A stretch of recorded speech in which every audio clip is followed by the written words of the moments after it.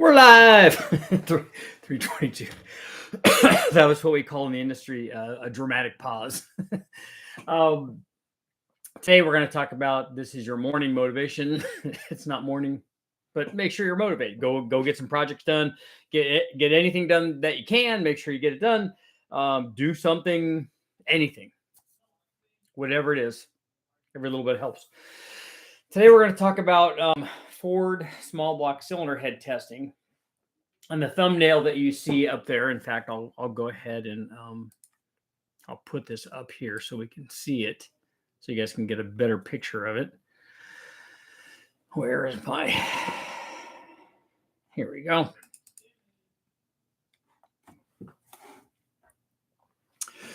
So here is the thumbnail. So you can see a very young Steve Brule. This was lots of years ago. All the Ford heads and the sign that Steve made. The reason that he made that was because I had run, I don't know, let's say 30 sets of cylinder heads. And not only do we run them all on the engine dyno, but I'd run them all on the airflow bench, had measured all the chamber volumes, all the port volumes, all the spring rates, all the valve and spring, like valve train masses. I mean, everything. It was like a ridiculous undertaking. And after a while, Steve's just like, no, we can't do this anymore. That's enough. And so after that, I hadn't done another, gigantic series of tests. What I wanted to test at the time was basically every available head that I could get my hands on. I didn't run every configuration of like an Airflow Research 185 head if they have different chamber sizes or different valve spring options or whatever. We didn't do that, but I ran a 185 and a 165 and a 205 and the RPM and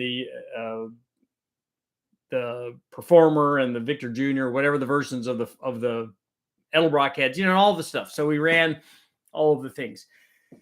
And I built different test motors to test them on because, as we know, when you test a cylinder head that has flow, if you test a cylinder head that flows 250 CFM, that will support 500 horsepower. If you test it on a 200 horsepower motor, you're not going to get big gains, especially if you test it on a head that already has enough airflow to support that. The gains that you get are not going to be as big. So I tried to do what I could to put combinations together that could use more cylinder head. Ultimately, until we got to the very big stuff, and ran a good size test motor on them, the heads could have supported a lot more power than we ended up running when we ran these tests. But the question for today is, a lot of people get confused with this, and that's something that's a little bit more narrowly focused and a little bit more specific.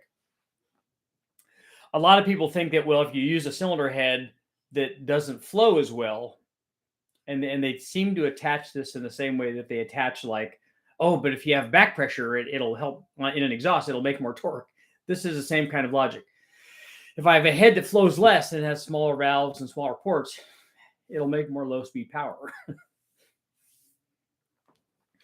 You can see the level of internet logic, turning there that, oh yeah, more air velocity and blah, blah, blah. And maybe, at some part throttle angle or something, maybe that's possible. Or maybe if you went wide open throttle at 1,000 RPM, that might be possible. But what I saw when I did this testing is that wasn't the case. When we put, bigger ports and bigger valves and that they flowed more, we didn't tend to lose low speed power, at least in the RPM range we were running at. So I'm looking at some data here. We ran it from 2,500 RPM all the way out to 62 or 300 RPM. We were starting to get into valve float on some of these. A lot of these needed to have more spring rate on them. We needed to do valve spring upgrades on them. But if I look at the range from 2,500 to 3,000 RPM between the stock head, the like GT40 head, and Airflow Research head, they all make within a couple of foot-pounds of each other. Enough so that I would want to really hone in on the test technique and the temperatures and all that. I would want to take a really, really close look at that and make sure that all of those were like in the oil temperature and stuff, make sure those were exactly the same, because we're looking at onesies and twosies there. So essentially for me, if I see something that's a change of 1 or 2 or 3 foot-pounds down there, that's within the range of repeatability. When we see changes in torque of 30 or 40 foot-pounds, like we see in the middle part of the curve, those are significant changes. Or the changes even that we're seeing past 3,000 RPM, we're looking at a difference of 325 versus 339, 14 or 15 foot-pounds. It starts to become like a usable amount, a noticeable amount of change in the torque output down there. And then, with cylinder heads particularly, we saw way more horsepower gains than we saw torque gains, because the way that these internal combustion engines work is the more RPM you're running, the more airflow that they process through. So even regardless of whether or not they're making more power, a motor that makes peak power 5,500 will still have more airflow going through it at 6,000 RPM than it does at 5,500, even if it's making less power. And so what we do is get a situation where at higher RPM, the motor is able to utilize the airflow that the head has to offer. The other thing that comes into play, obviously, we did this on this head test. You try to utilize camshafts that have enough lift where you're utilizing the gains. Excuse me, because obviously we see that a lot of times the airflow gains from aftermarket cylinder heads come at the higher lift ranges, 400, 500, and 600 lift. If we can get good gains at 100, 200, 300 lift, then that's a really good cylinder head. And it's not unusual in some of these head situations, especially compared to the stock head, that we would get more airflow kind of through the whole lift range. But the biggest gains that you're going to see are higher lift. So why not have a camshaft that's taking advantage of those and utilizing what's there? That way we can make power. But again, as I said, since we're talking about a 400 horsepower motor with an airflow research head and a cam and a dual plane intake manifold on a 306, we're even not taking advantage of what that airflow research 185 head had to offer, because it could support more than another 100 horsepower. It's just that the combination wasn't as mild. But the question, and this will be the poll for today,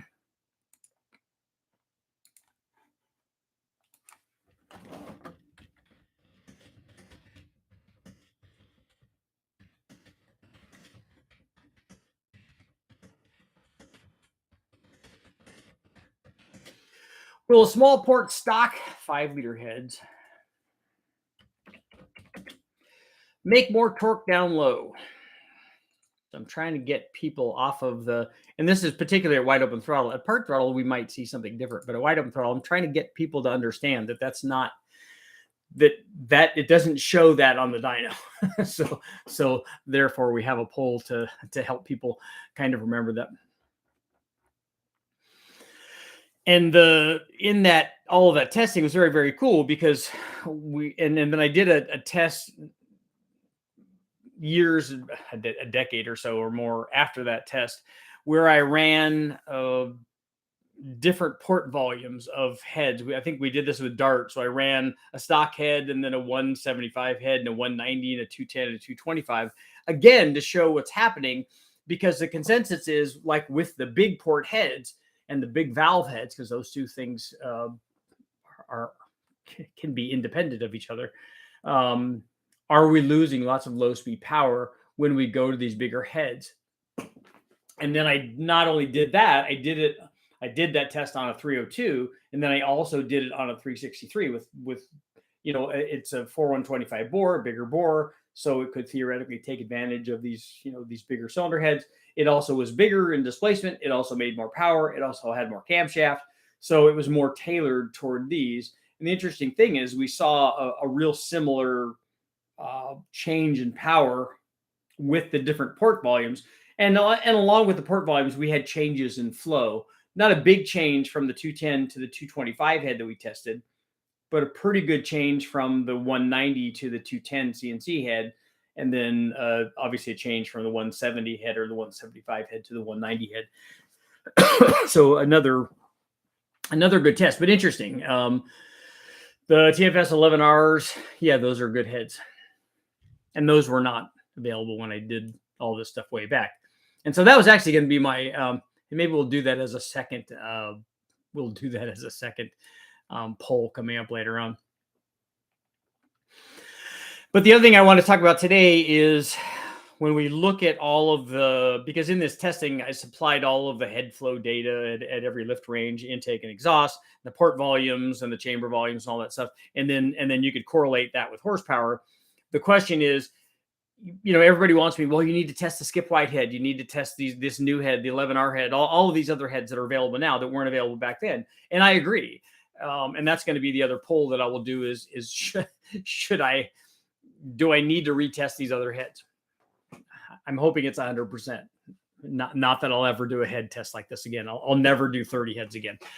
It's just way too much work. So the question becomes, short of retesting every head and every possible combination imaginable, which would give us data, and then somebody would say, well, you didn't test this and this, or you didn't test a Cleveland head on it, or whatever the discussion would be.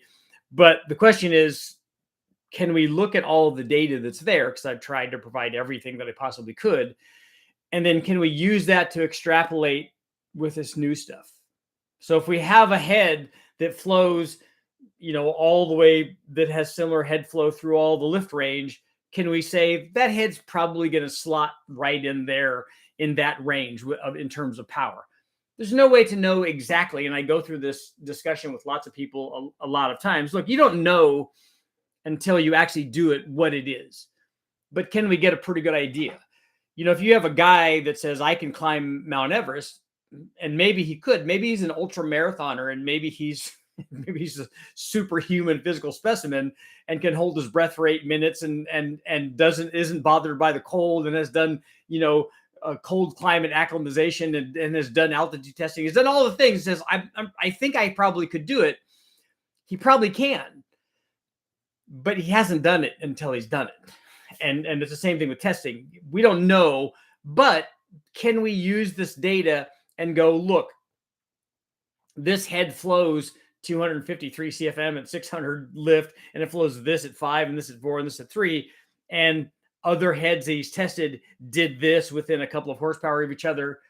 Would this head slot in there? Yeah, I mean, I know everybody wants to see the dynographs, and nobody wants to see them more than me. Believe me, I'm that guy. But you can really get a pretty good idea. And then the other thing, and we talk about this, is Richard, I want to see you test that head. Okay, good. I'm all for testing, and I want to test it, and it would provide good information because it always does. But short of that, you're talking about putting an 11R trick flow head that will support 550 horsepower, and you're talking about trying to make 400 horsepower with it. You're going to do that. It has a lot of airflow and power potential in reserve. So if you're taming that combination down with that head because you're putting a mild camshaft in it, you're going to do pretty well with that head. There's not something that you're going to put on there that's going to be, miles better or even feet better or inches better than that head on a 302 or a 306 combination. So you're going to do what you want. And so you're going to have success when you do that. So that really should kind of be the question. And again, I love providing the data and love doing the testing, but a lot of times just for us to go, oh, look, it did make 400 horsepower. Richard, did you ever do a Ford SHO? Not on the engine dyno. I was around when the show shop was around, and they did lots of that stuff on the chassis dyno.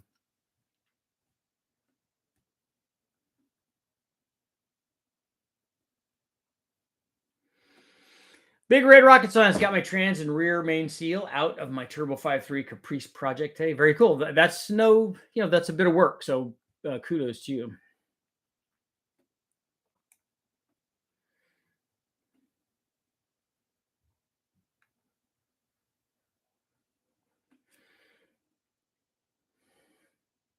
Swirl, you need swirl for a low end power. Tell Richie, you need swirl.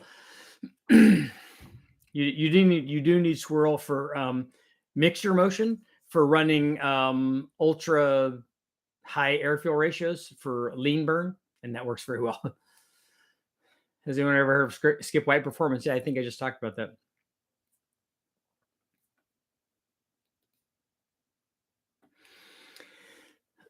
Burns, same, trying to make the world spin faster with my killer burnouts. So one of the things that I will always remember, one of the quotes from one of the magazines was that this thing doesn't so much accelerate as rotate the earth underneath it. I thought that was really good. GT40P had 351 Windsor, 254, 9-1. Something magical happens there. Does it make power? Vermont. From the maple syrup. Capital of the world, right? Engine is out of the Tahoe. Worse than I was hoping. One lobe of the cam looks like a U with a thin wall on either side. So did the lifter rotate around? Did the lifter spin on you and wear the camshaft out? That happens if the trays go bad.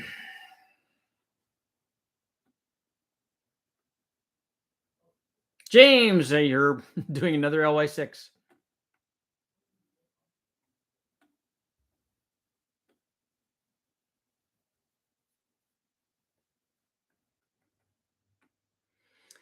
you ever tested a 5-cylinder? I have not.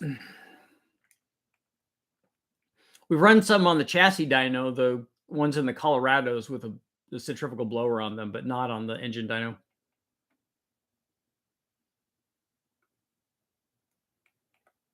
Yeah, now you know the lifter noises come from. That probably would be noisy, huh?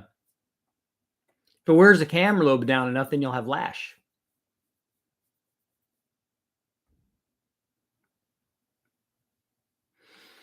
I've never tried Frankenstein heads on anything because I don't know that I've ever had a combination that could utilize that much head flow. Maybe that, and they weren't making those when I did the head test with the LS7 stuff on the 495-inch motor. Probably could have used it on that.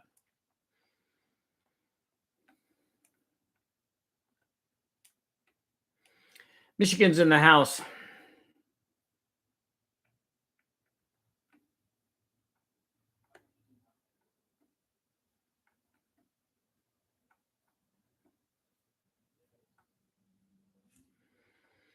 Let's see. There are 2 Skip White shops if you go and you can read about that whole thing.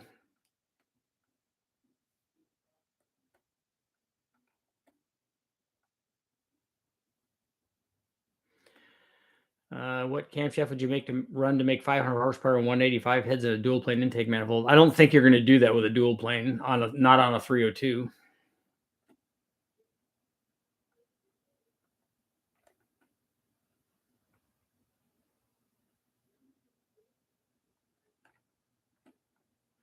Scrolling.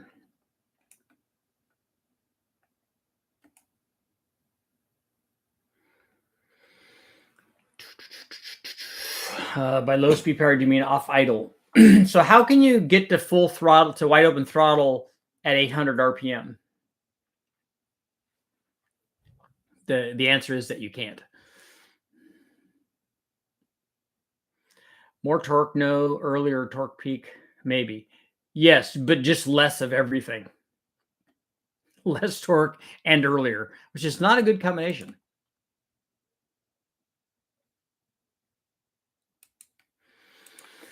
Yeah, to give you an idea, with the stock head at 4,200, and with the AFR heads, it made peak torque at 4,700. But with the AFR heads, the torque was better everywhere.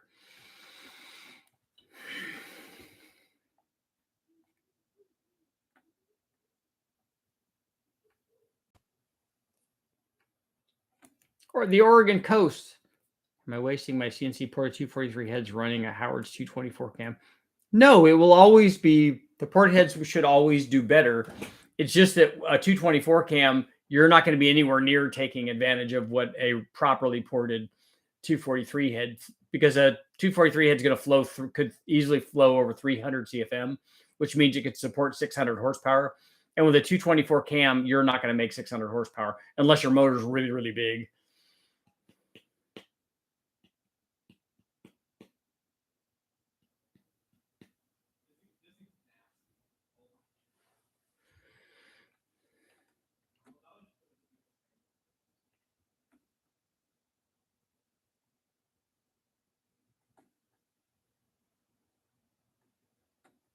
I think it's more along the lines of a small turbo, like whack the throttle and you get more airspeed, filling the cylinders sooner.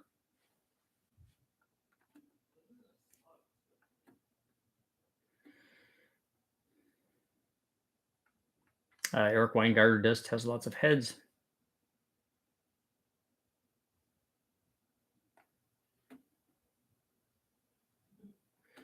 Does anything Cleveland heads on LS would make the block? The Cleveland heads would just make less power.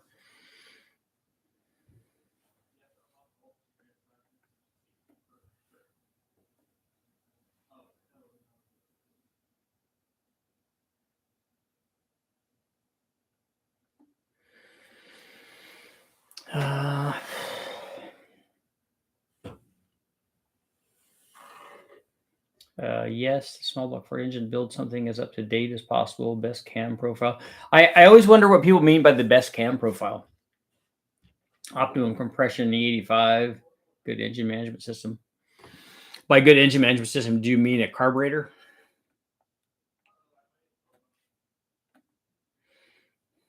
Race to be one. Nice.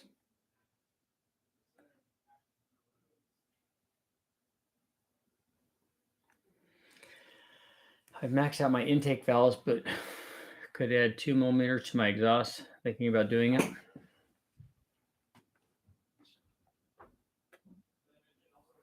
Currently in the process of swapping an L26 due to a blown head gasket, but looking to turbo it in the future with a new motor.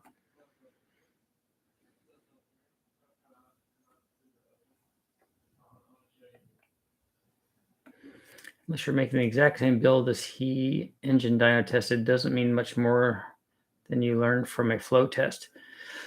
I don't agree with that. I don't think a flow test will tell you everything.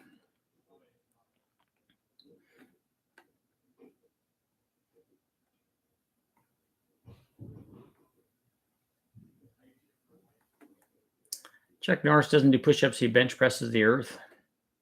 Nice.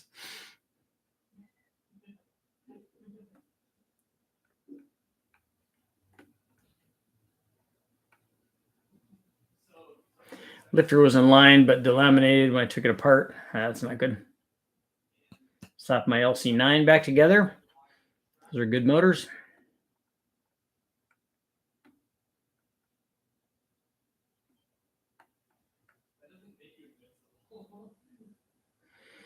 Richard, don't know if you had an answer from your other live about the V10s, but Ford lists different part numbers for 3-valve and 2-valve for different years. So you're saying that there might be different versions of a 3-valve that had different power ratings? I know that a 2-valve and a 3-valve are obviously different, but the different power ratings might have different cams in them or different heads or different whatever, and it might not just be tuning. Is that what that? Because that really was my question. Trickflow 220s or PRC 243s.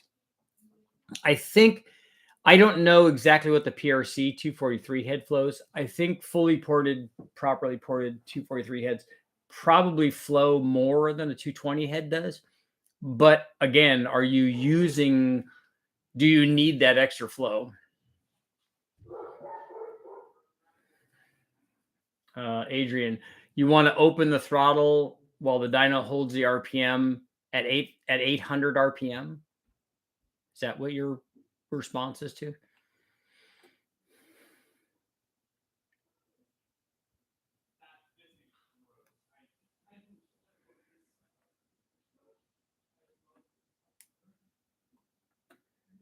Like a completely stock head using a smaller port exit on E7, still porting toward outside wall and such, Like basically stock exhaust manifold size definitely makes more torque overall.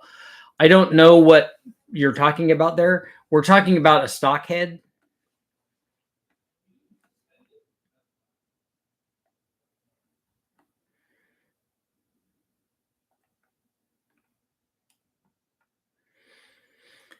You have a vacuum secondary versus double pumper video.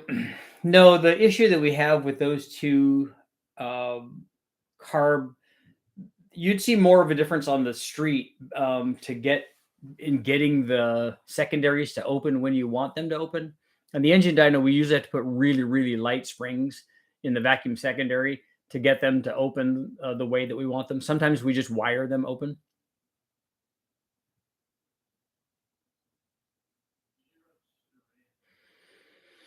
Any advantage of port work on a 243 head on LC9, Truck Norris cam, no other modifications. What intake does it have? Does it have headers on it? Porting might help a little bit. That's not a really big cam, but that's a low 400 horsepower motor.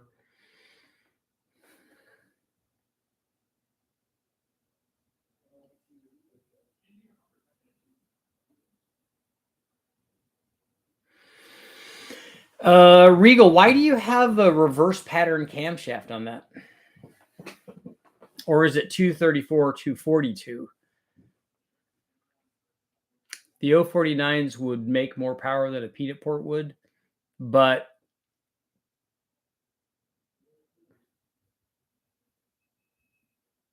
not by a lot with that camshaft. I just don't know why it's a reverse split.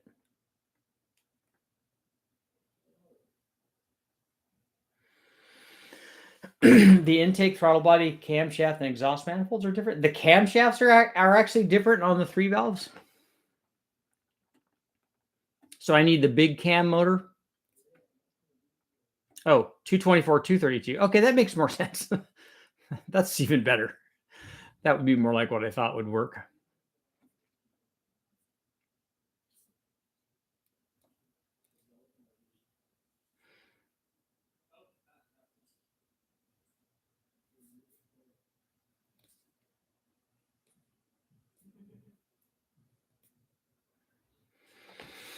I'd have to go back and look and see if I have a peanut port with that kind of configuration. I don't know about the wild card is a mildly. I don't know how much they're ported and how well they were done. Are the chamber sizes the same on those? I would tend to think that a mildly ported 049 head might be a little bit better, but if it was better, it would probably be better mostly at the top.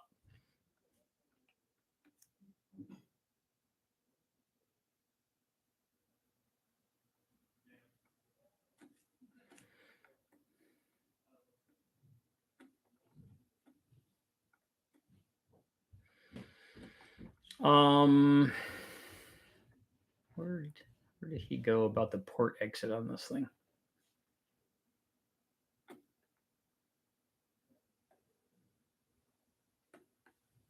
The smallest port exhaust killed the competitor's headwork.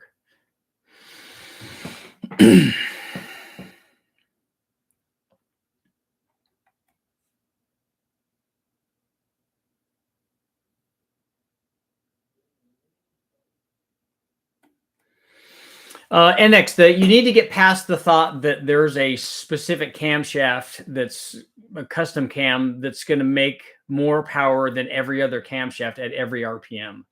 What happens when you start playing with camshafts is you get to a point where you're either making more power down low or more power up top. Most of the time, whatever the peak torque is the same. You're just rocking the curve back and forth. So there's not one camshaft, regardless of what the Magic Cam guys want you to think. There's not one camshaft that's going to make more power than every other camshaft at every RPM. I haven't ever seen that.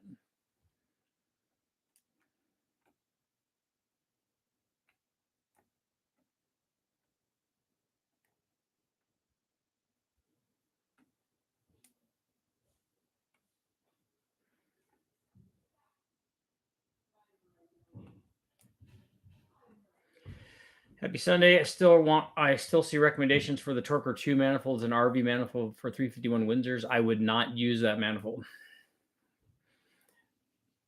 The Torquer, when I ran the comparison test of a Torquer 2 versus, and I didn't do it on 351, I did it on a 302, but we ran that manifold versus the Performer, the RPM. I don't remember if it was an RPM or an air gap. The Victor Jr., the Torquer 2 would be the last of those manifolds that I would use. Does it make more power down low compared to a aftermarket head?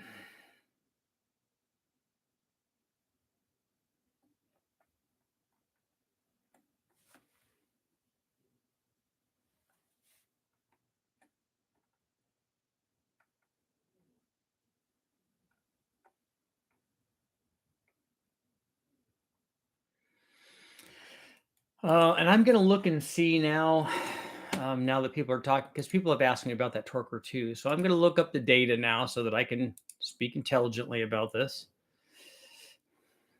So I'm pretty sure that this was done on a 5-liter. Small block Ford. RPM 2 intake test. Big head test.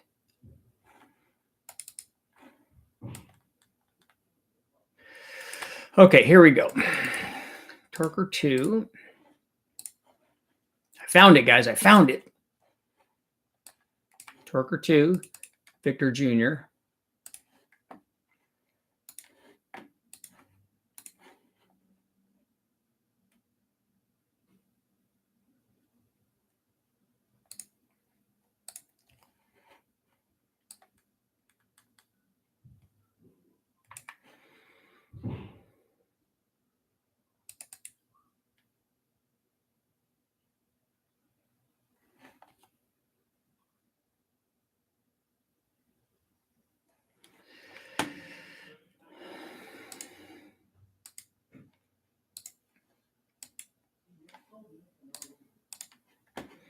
And then the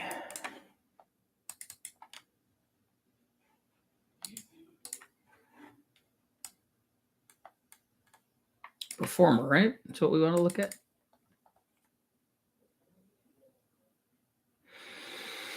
So the Torquer 2 made less power than the Victor Jr. everywhere. Not by a lot, actually, but even down low, it made less than the Victor Jr. The odd thing is, when in looking at this, that the dual plane manifolds made way more torque than the single planes, from 3,000 basically all the way up to 5,500. And then the single plane made a little bit more.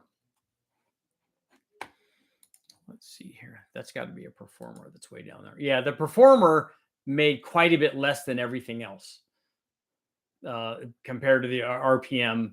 And this was not an air gap, I don't think.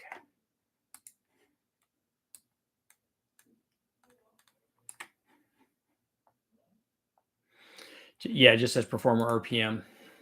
The interesting thing is, on the dual planes, both the RPM and the Performer, below 3,000 RPM, they had a dip in the power curve that the single planes didn't have. And I don't know if that was, I can't explain that. So maybe there's something going on there that I don't normally see that with a Victor Jr. And I've only ever run this Torquer 2, but the Torquer 2 is basically doing the same thing that the Victor Jr. did down low. And I don't know why those would be better than the dual plane down low, unless we have an airfield change or something going on there.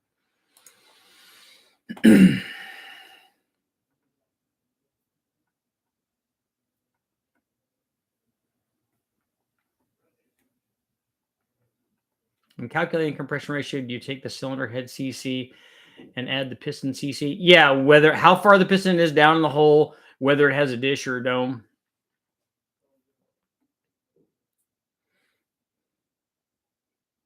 Alex, go to Wallace Racing compression ratio calculator, and it will ask you all of the questions that you need to calculate your compression ratio.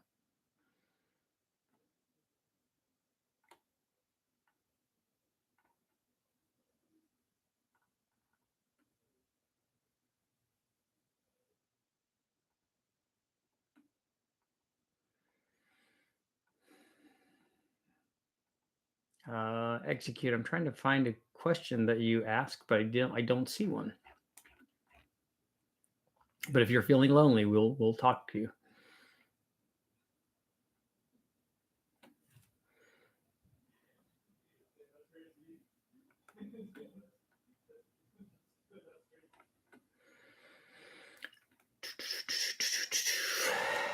Let's see. Any plans on testing an FE? I would like to test FE stuff. I just don't have one.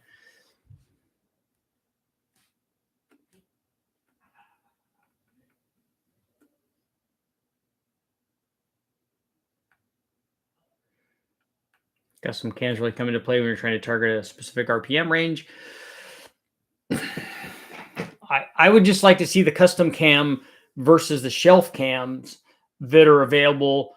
You know, if we're looking at, okay, Richard, I want to make peak power at 6,500 RPM. So let's put a shelf cam in there that we know on an LS combination or whatever, with whatever the combination that's going to make peak power at 6,500 RPM, or I want to concentrate on power up there. Okay. Now somebody do a custom cam that's going to do better than that. That's kind of what I would want to see.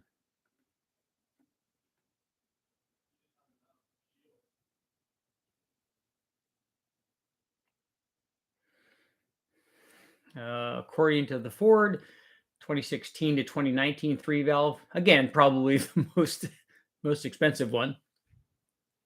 Had the most aggressive cams, but just barely.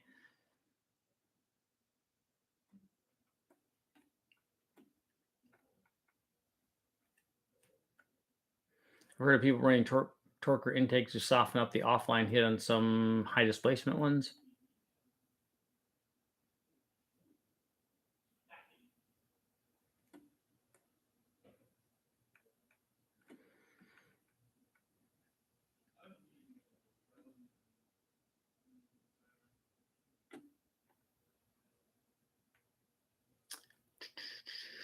Small block Fords are exhaust limited. So all of them, everyone ever made, is exhaust limited, even with aftermarket heads.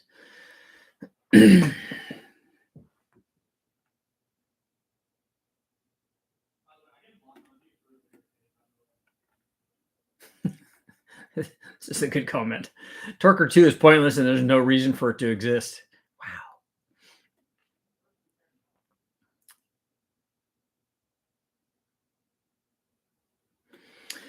Richard, a question from the other night. Did the GLH make it on the dyno? Yeah, it was run before and it hurt the head gasket, but now it's back together.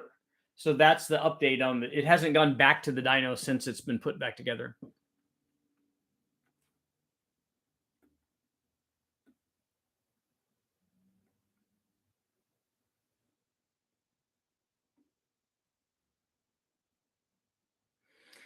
How much power can a stock Gen 5, Gen 6 big block Chevy bottom end hold on boost? I've done 1,200 so far, and so it will hold more than that. Never tested a Liberty big block head. I'm not familiar with it.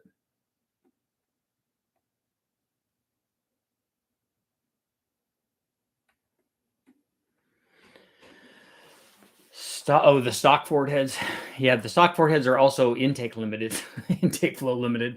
I'm doing an Elm 7 swap for a drift car on a budget. What are your recommendations on mods for making good power on a budget? The cam is the biggest thing. Cam and springs for a drift car, I'm sure.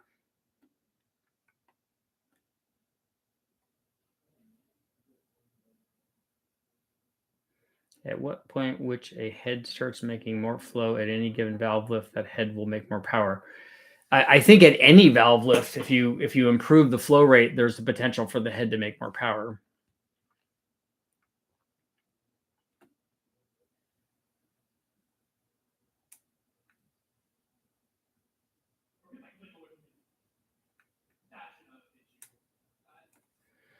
Camshaft lift question 383, 10.5 to 1. The heads have maximum lift 650. Do I want a cam that gets me as close to the max lift?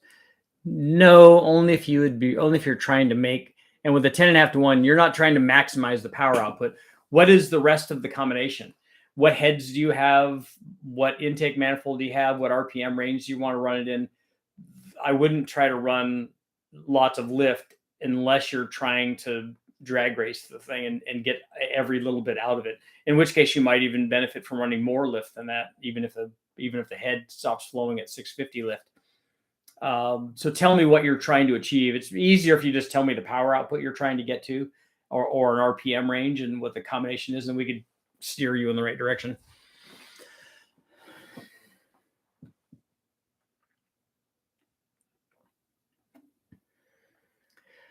Roman, you should test David Vizard's cam. You realize that that cam formula, and even David Vizard will tell you this, that 128 cam formula isn't designed for every engine. It's so that's not a magic formula. Have you ever tried decapped injectors? Yes, many times. Can you modify the plenum of a tunnel ram to act like a dual plane manifold? you would never. You don't have the shape that you can make it divided, but that wouldn't be the same as a dual plane.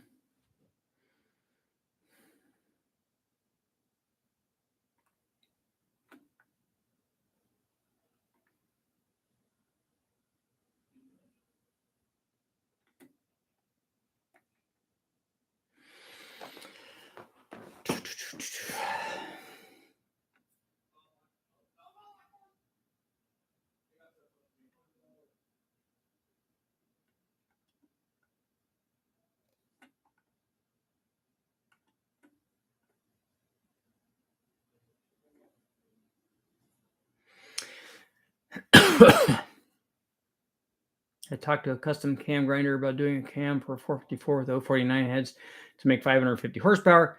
He sent me a quote for a 216 at 50. That you bought it. It's not going to make 550 horsepower.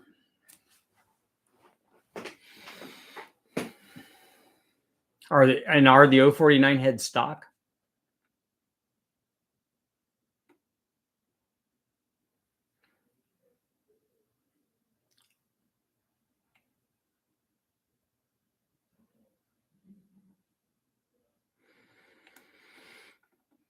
Would a Summit sloppy stage 2 cam or Summit stage 2 be better for an LY6 78 75 manual streetcar for 700 horsepower? I would put a Truck Norris in it. I wouldn't put either one of those cams in it.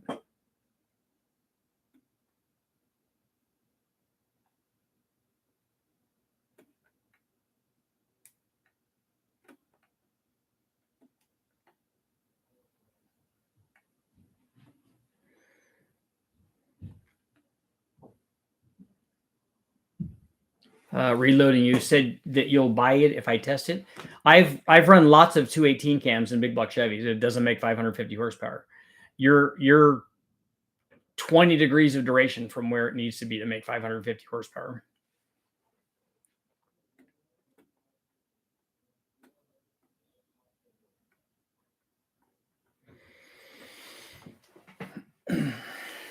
I've run lots of those.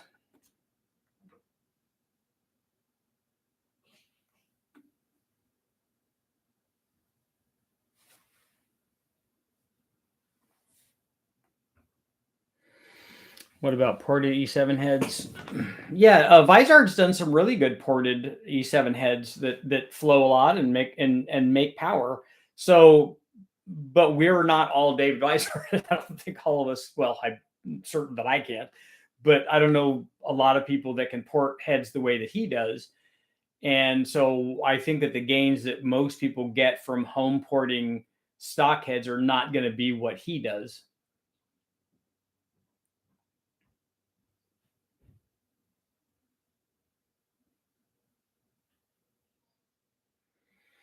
Why a Truck Norris cam over sloppy stage 2? Because a sloppy stage 2 will make more power on the top and less power down low, and the turbo will be less responsive, and the turbo is ultimately going to dictate the power output. And if the person only wants 700 horsepower, that the Truck Norris cam in a 6-liter with any kind of turbo will easily make 700 horsepower.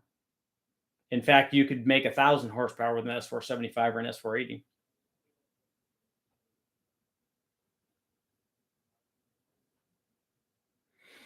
Oh, so you're going to buy it and test it just to prove him wrong? I like that.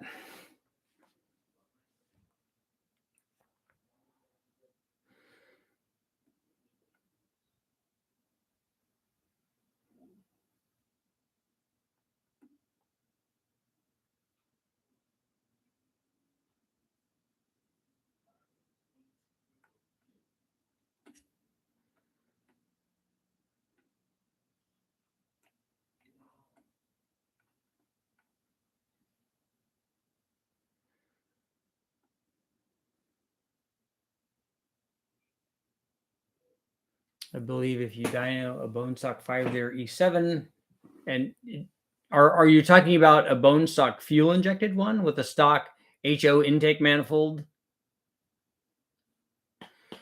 in the stock cam and having everything else stock, and then you put aftermarket heads on it? It probably will gain at every RPM. It's not going to gain much down low. In fact, it's not going to gain much up top, but it will gain some. It'll be restricted by the stock intake manifold.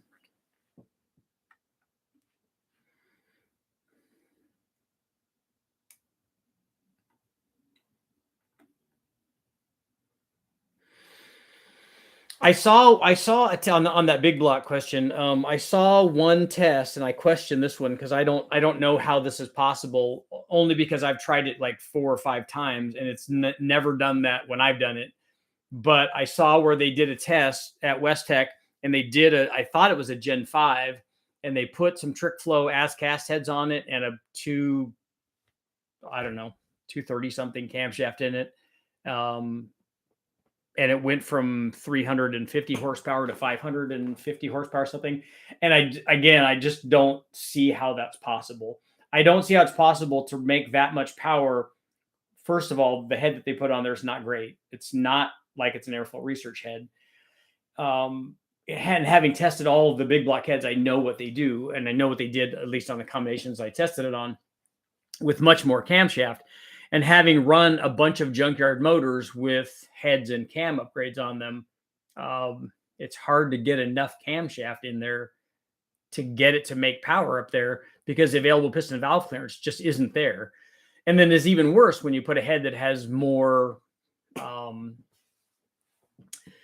a bigger valve. And normally when you do a cylinder head upgrade on those, is particularly on the Gen 6 motor, you're going to lower the compression because the stock head has 102 cc chamber, and then everything else is going to have between 110 and 120 cc. So you'll have less compression. So it's harder to make power. So there are a couple of tests that I just am not sure about.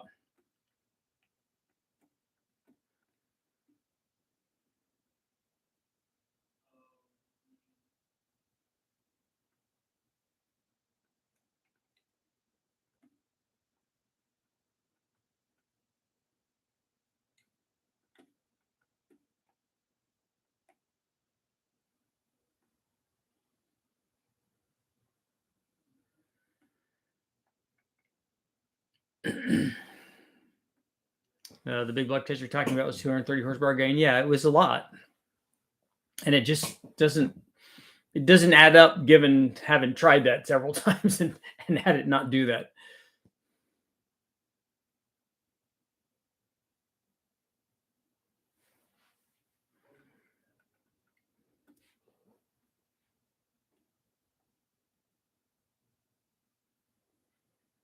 What's the most a 454 big block can hold as far as a daily driver? I don't know what you mean. You're asking two different questions there.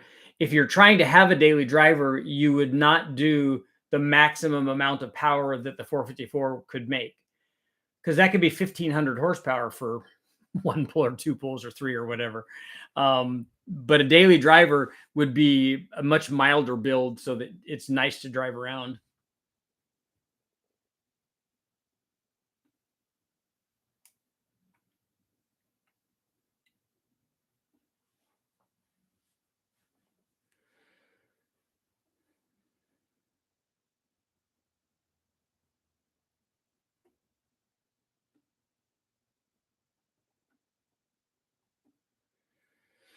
Have you seen the Edelbrock 290 100 cc chambers on a 496? I don't. I haven't tested that.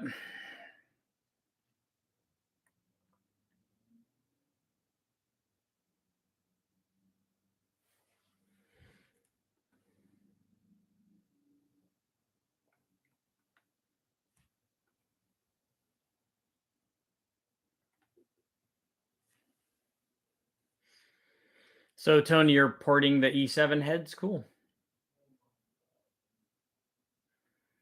Want to get the lift up to take advantage of the low and mid lift flow to get the cylinder pressure up.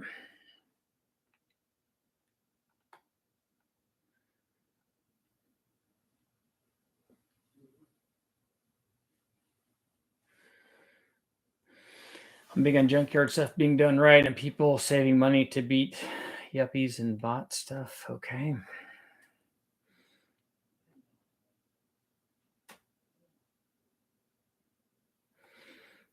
Personally, if I was going to do a junkyard thing, I wouldn't start with an E7 head. I would start with the GT40 head.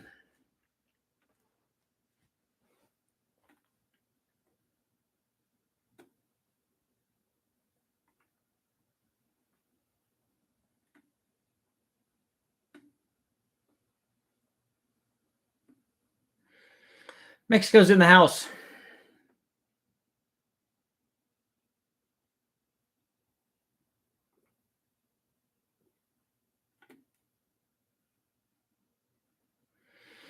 Thinking, man, I don't know if I ever. I thought it was a Torquer 2 that we tested. I think it's still in the box at West Tech because it's that probably was. I mean, that really was decades ago. I would like to look at it and see which one it actually is. It might be a Torquer. I don't know if it's a 2 or not. I don't remember which one it is, and I know that it probably has not been run since then. And it was probably after I did that test, Edelbrock had sent it to me and I just stuck it up on the shelf. And, we always go to the RPM air gap or something and run that. Occasionally we'll run the Performer if we want to look at it versus some basic stock thing maybe. And then the Victor Junior we run a lot. So usually the Victor Junior and the RPM air gap are the two go-to manifolds. Everything else, like that Torquer, it's just been collecting dust.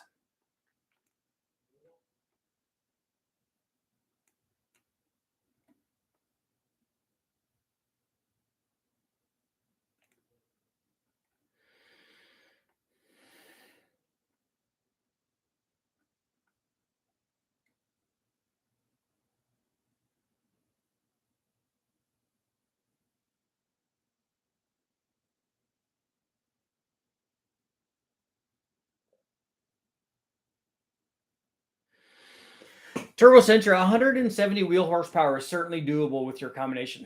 If you have, like I said, if you have ported head, you have a 230-ish cam at 50, and you have a short runner intake manifold, that should all happen.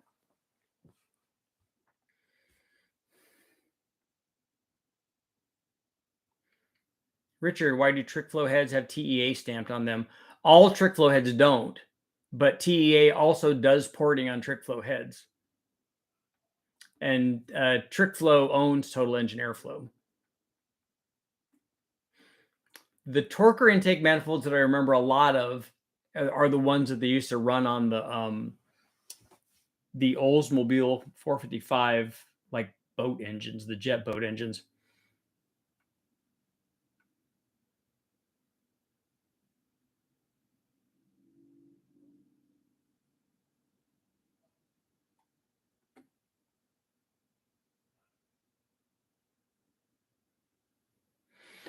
I was watching Gale Banks, heard something about him not correcting horsepower rating is diesel engine dyno.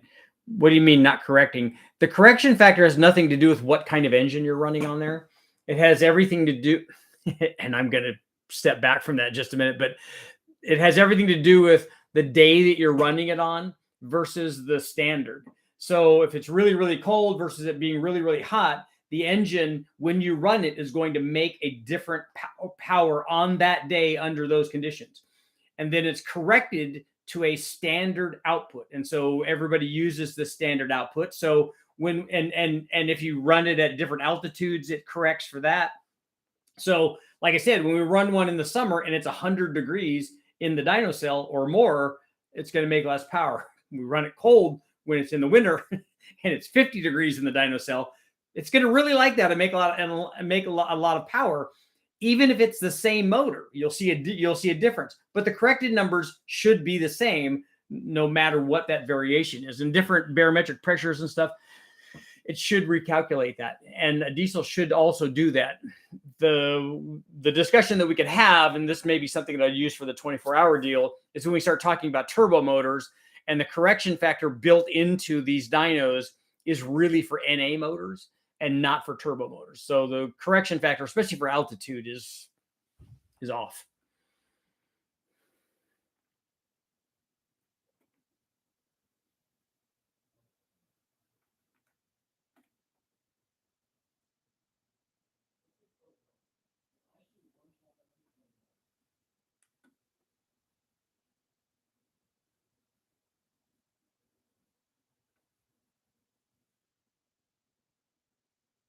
How many push-in breathers can you place in your valve covers with PVC system in place?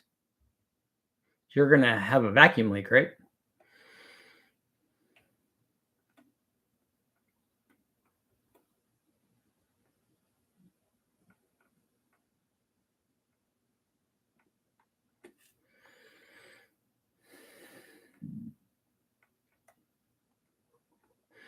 K-Bell claims 140 crank horsepower. What kind of power do PD blowers require to make 7 or 8 pounds of boost?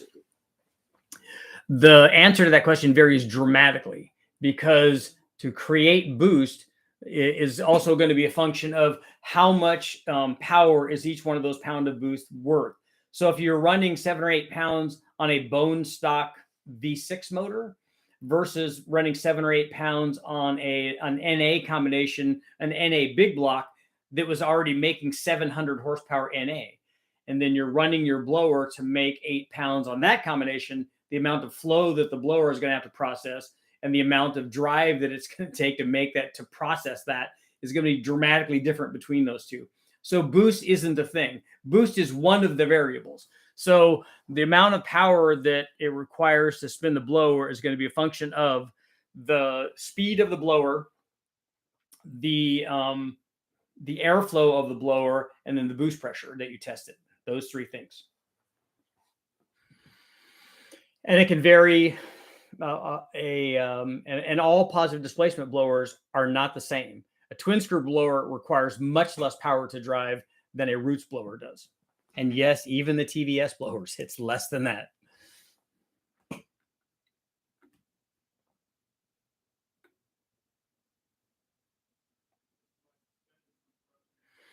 I don't know if I've ever reloading. I don't know if I've ever tested that specific thing where they have the same 50 number, but they have a different advertised number. They have climate controlled dyno cells.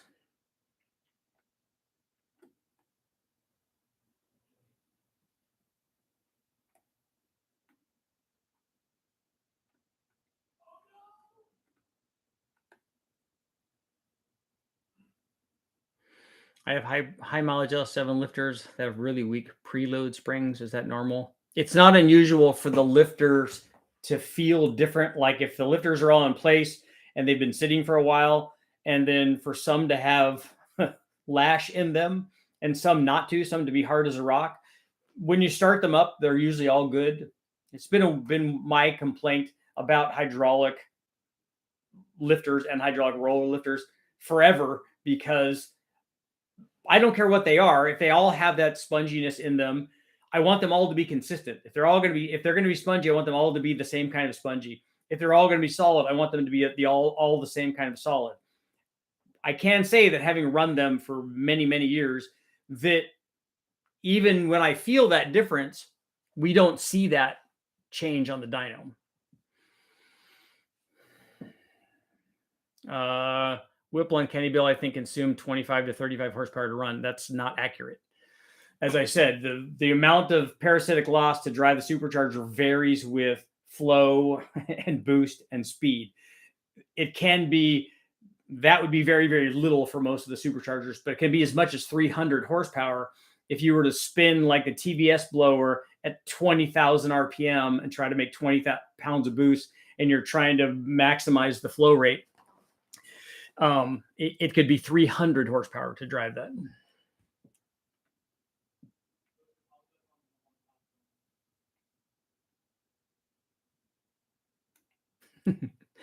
Clever Banks.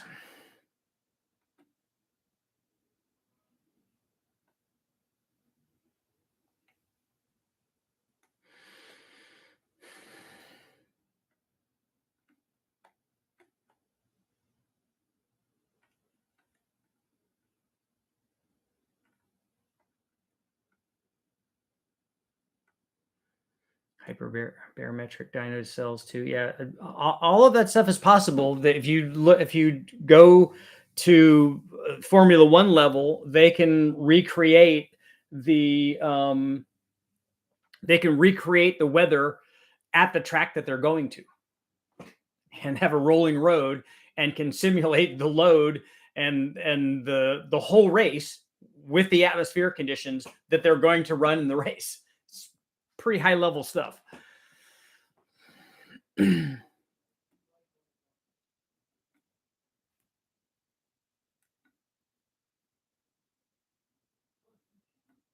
like you can get a lot out of a well-tuned bunch of mild parts.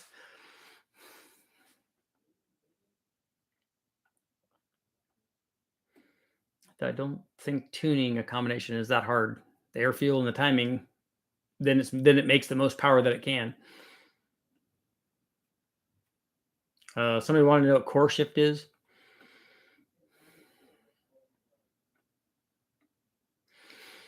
Core shift is when you have two of the same heads, but the ports are not in the same spot.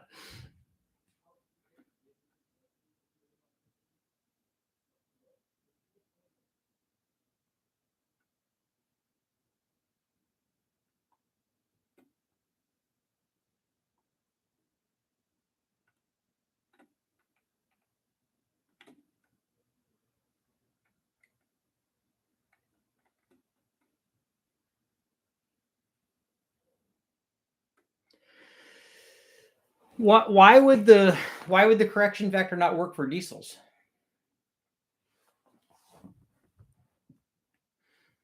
Why would that be true?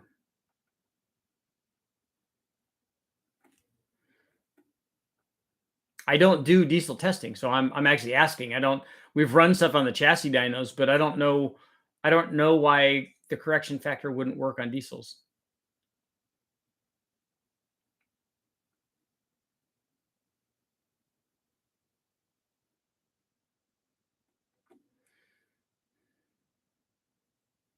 Got an L3 board 20 over? Really? Ew. Did a 416, 4125 stroker. All BTR springs, DOD delete, 85 kit, 110 pound injectors, BTR red hot cam, 76 millimeter turbo. What 76 millimeter turbo is it? And there are two things I see there that scare me. One is the 20 over bore on an LS3 cylinder, and a 4125 stroke crank is neither one of those are good ideas and are completely unnecessary. And that will make more than a 416 inch motor.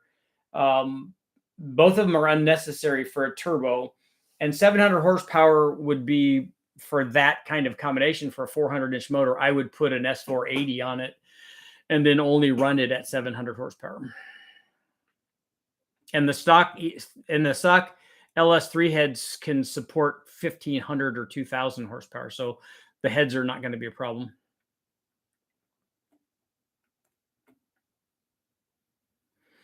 Is it a good idea to run a turbo with a supercharger? You mean to do compound stuff? I have videos up.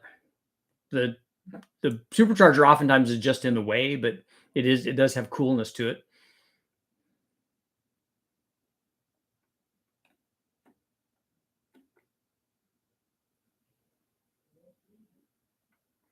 Reloading. I was there when they ran the test. I know what test it was. I was there when they did it.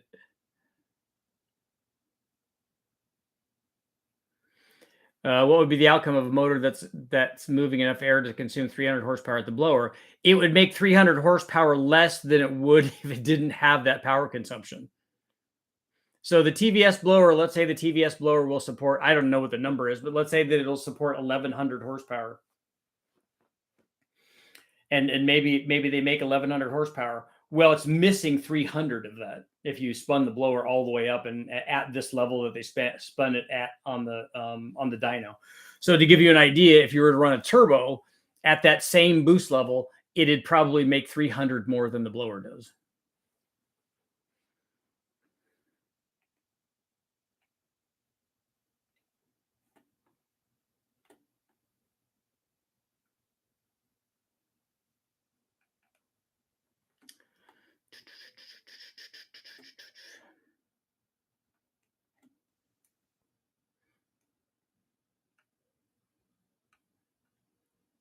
Be at the limit of my turbo.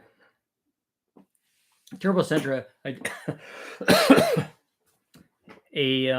GT35 is the turbo that I would use for what you're trying to do.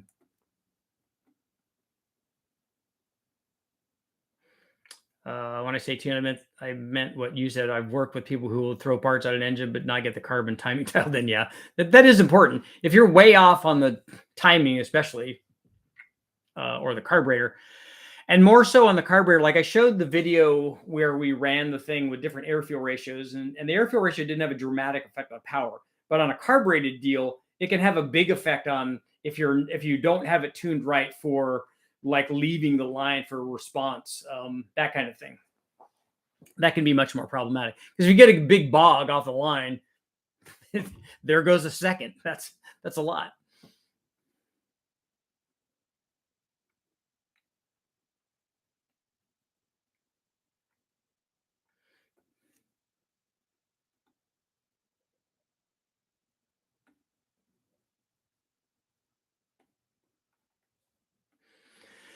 Nick, 10.7 to 1 compression is too much for a 408 project on 93 octane. No. 20cc dish could bring it down to 9.5, 70cc LS3 head. No, you just have to take timing out of it.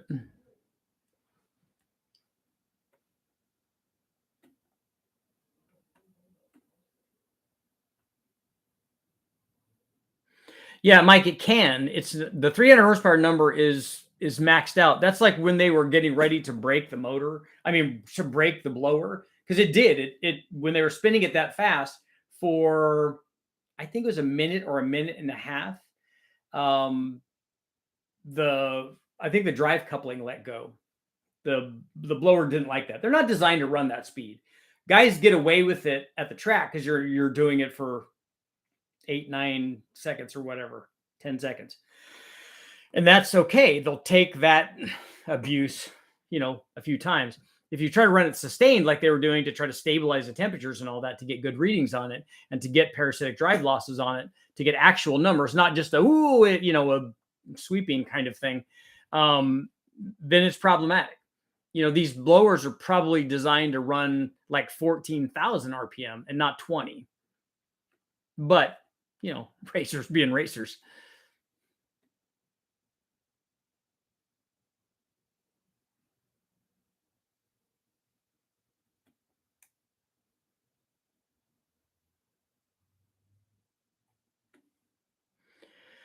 Special agent, you need to run the timing that produces no detonation. So whatever that is, 36 degrees might be it. It might not. You may be able to get to 36 degrees, but not get to 36 degrees until 5,000 RPM. Whatever timing curve produces no detonation and acceptable or optimum acceleration is the curve that you want to put in there.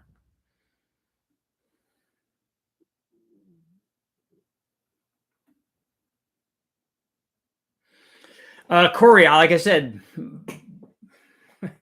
when people ask my recommendation, I give it to them.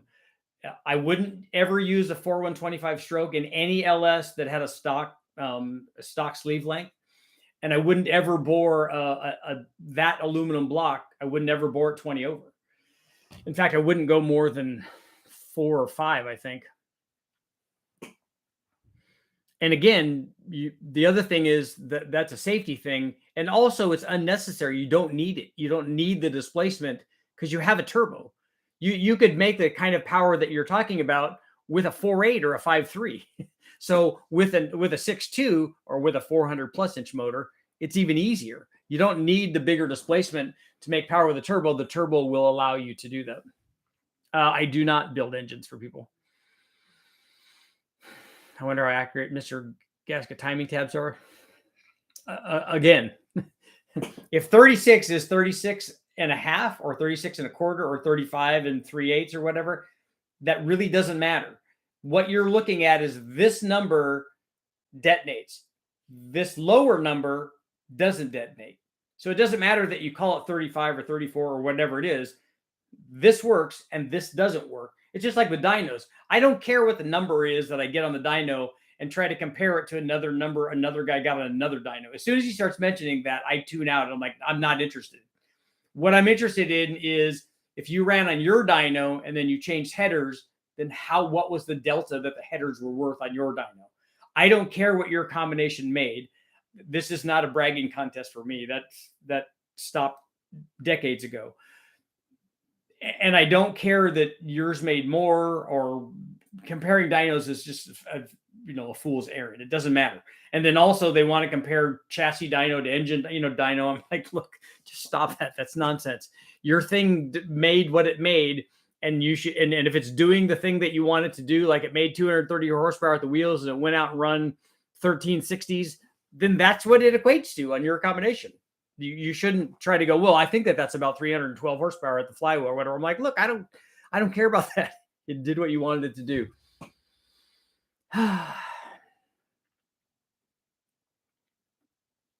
I drove around for years with no timing tabs. What I do know about the timing tabs is they tend to sling off when we're running them on the dyno, unless you do lots of prep.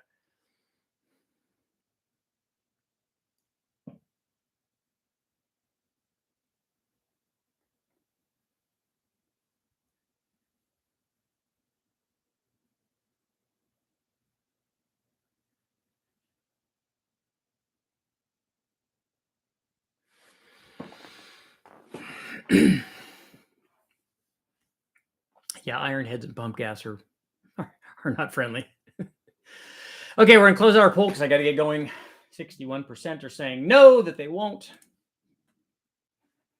Kind of a loaded question, and oddly not specific. Maybe that should be my poll: is should Richard make his poll questions more specific? And on that note, it is time to go. Thank you guys all for showing up. I'll be back tonight. In fact, not too long from now.